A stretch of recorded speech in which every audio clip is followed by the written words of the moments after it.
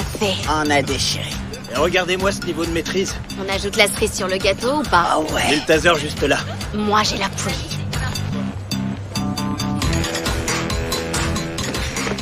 Je suis chaude là. On y va.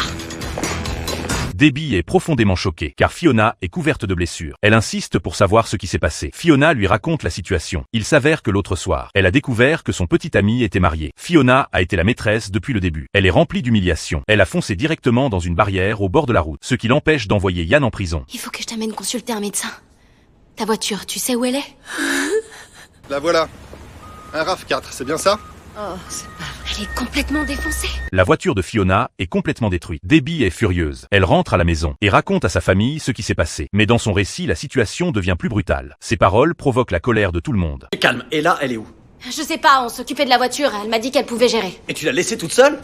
Qu'est-ce que je pouvais faire d'autre? Elle m'a dit de partir, qu'elle irait chez Patsy. Bon, je prends le relais, je vais rejoindre Fiona. Ça marche?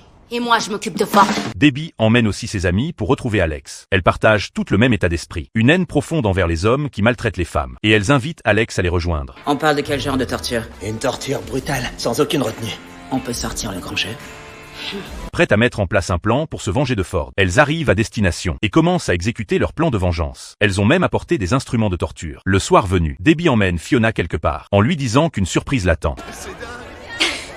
Oh la vache! C'est Ford? Quelqu'un pourrait m'aider?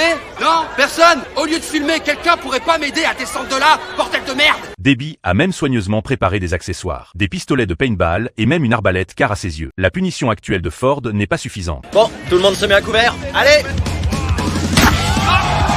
Putain! Vas-y, on peut!